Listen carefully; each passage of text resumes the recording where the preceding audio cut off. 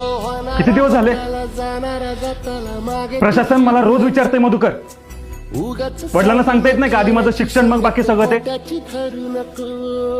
काय सांगू सर आणि कसं सांगू? गेल्या वर्षी बहिणीचं लगीन झालं, 2 लाख रुपये होता घेतला आणि 1.5 तोळ सोनं.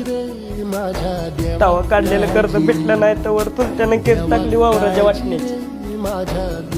तिथं पैसा गेला, केस हरलो, घराच्या वाटण्या झाल्या. आता तर पुढाच्या घरात राहतोय सर.